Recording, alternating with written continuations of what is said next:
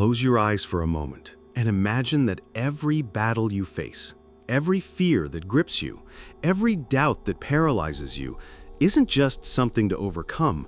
What if it's a doorway, a coded message from the parts of you you've been running from? What if the very things you've labeled as your flaws were never meant to be buried, but understood? Today, we're stepping into the mysterious world of one of the most transformative psychological concepts ever proposed, Carl Jung's theory of the shadow. But this isn't just philosophy or theory, it's a revelation, a truth that, if embraced, could completely change how you see yourself, your life, and your destiny. Carl Jung, one of the fathers of depth psychology, believed that deep within our subconscious lies a part of ourselves we try to avoid, the shadow. It holds everything we've learned to reject: our anger, our fear, our cravings, our insecurities, the things we've been told are unacceptable, and so we lock them away. But here's the twist: what you've tried to bury may actually be the map to your greatness. Jung didn't see the shadow as something evil. He saw it as the birthplace of your potential. Think about it. How often do you judge someone harshly, only to realize later you were reacting to something you see in yourself? Or how often do you hold back your own voice, your own ideas, because they don't fit the version of you that others expect?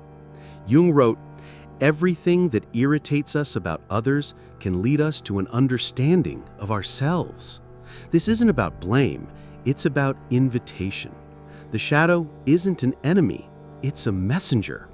Maybe there's a side of you that's angry or afraid or endlessly ambitious, and maybe, instead of trying to fix or hide that part, you're meant to learn from it. The process of shadow integration isn't easy. It requires brutal honesty, radical compassion, and the courage to walk through inner darkness. Jung called this process individuation, the journey of becoming you. Whole, authentic person.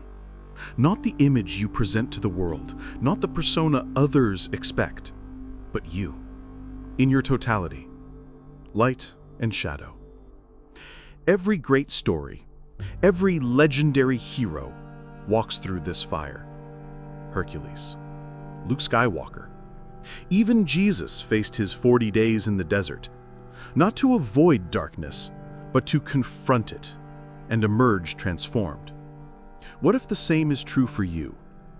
Your recurring dreams, your strong emotional reactions, the people you love or hate for no clear reason, these are all whispers from your shadow. It's not trying to hurt you. It's trying to get your attention. Here's where the transformation begins. Step 1. Awareness. Start paying attention. When you feel a surge of emotion, jealousy, fear, irritation, rage, pause.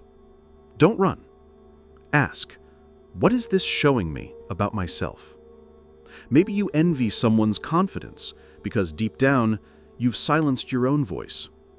Maybe you get angry at someone's ambition because yours was shut down too soon. These reactions aren't accidents. They're messages. The world reflects back to you what you haven't accepted in yourself. Step 2. Acceptance. Acceptance doesn't mean acting on every impulse or indulging every emotion. It means looking at that part of yourself, the one you've been hiding, and saying, "I see you. I'm listening." Imagine how freeing that would feel, to no longer wage war against yourself, to let your truth rise without shame. Carl Jung said, "Until you make the unconscious conscious, it will direct your life, and you will call it fate." Think about that. Everything you're avoiding, it's already shaping your life. But once you face it, you regain the steering wheel. Individuation is the path to wholeness, but wholeness isn't perfection. It's unity. It's the marriage of all your parts, even the broken ones, into something stronger, wiser, and more real. And it all begins with a question. What part of myself am I still afraid to face? Mechanics of shadow integration. You'll learn how to turn your wounds into wisdom, your fears into fuel, and your darkness into direction. Stay with me, take a deep breath, and write this down. The parts of me I hide are trying to guide me. If this resonated with you, reflect on what emotion hit you the hardest, and comment it below. You're not alone. Every transformation begins in the dark. That's why the womb is black. That's why seeds sprout in soil, not sunlight. And that's why your healing, your real healing, won't happen under a spotlight, but in the shadow. The shadow is not your enemy. The shadow is your invitation. You've been running from your own reflection, hiding your fear behind smiles and your pain behind performance. But eventually, the act wears thin, the applause fades, the crowd disperses, and you're left alone. That's when the work truly begins, the work of looking into yourself and not away, of sitting with the version of you that didn't get the love, the safety, the voice. And instead of silencing it again, you listen. You let her scream. You let her weep. You let her tell you the truth that the world taught you to forget. Because in the silence of that shadow work, something holy happens. God doesn't enter our lives through pride or noise or perfect performances. He enters through brokenness, through surrender, through the whispered prayers of those who no longer have the strength to pretend they're strong, the ones who are done with masks, the ones who cry out not with eloquent words, but with raw moans, saying, "Lord, I don't know who I am anymore, but I want to become who you see in me." Shadow work is spiritual warfare, not the kind where you cast demons out of others, but where you sit down and face the legion within you, the bitterness, the pride, the shame, the envy, the self-hatred. You name them, you wrestle with them, and through Christ, you cast them out, one by one, not with violence, but with compassion. You say to your young Self, you deserved better.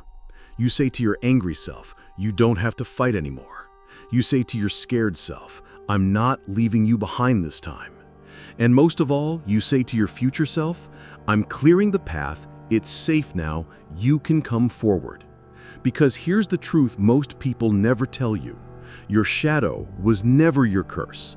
It was your clue. It was the signal that you needed healing. And healing is not just about becoming light. It's about integrating the darkness with dignity. Carl Jung once said, one does not become enlightened by imagining figures of light, but by making the darkness conscious. He understood what most of us refuse to see, that transformation is never about becoming someone else. It's about becoming who you were before the world broke you. And Jesus? He walked into the darkest places. He touched lepers. He ate with outcasts. He went to tombs and called the dead back to life. Why? Because he knew the truth. The kingdom of God begins in places everyone else avoids. That means your shame is sacred ground. That means your wound is not your weakness. It's where the light gets in. That means your breakdown isn't proof you're broken. It's proof that something old is dying so something divine can be born. So here's what you do. Go back into your memories and reclaim yourself. Walk through the fire of every betrayal and bless it for what it taught you. Sit beside the version of yourself that you've disowned and hold her hand. Let her know, I'm not here to fix you. I'm here to love you. Because the only way out is through. And the only way through is truth. Truth about what you feel, truth about what you fear, truth about what you believe, and truth about what God says about you. And here's what he says. You are not what they did to you. You are not what you've done. You are not what you fear. You are my beloved. You are chosen. You are called. You are redeemed. Do you believe that?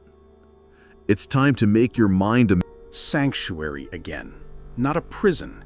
It's time to stop cursing your emotions and start listening to what they're pointing to.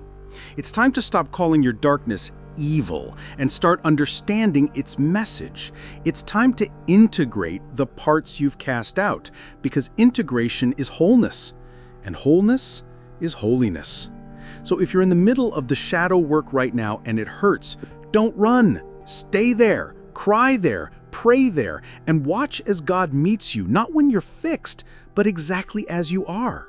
He never needed your perfection. He always wanted your permission. Permission to heal, permission to enter, permission to resurrect what you buried a long time ago. You think you're falling apart, but what if you're finally falling together?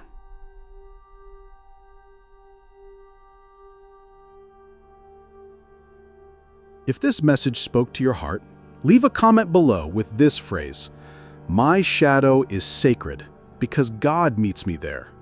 And don't forget to subscribe for more soul-healing, mind-renewing, spirit-awakening content like this.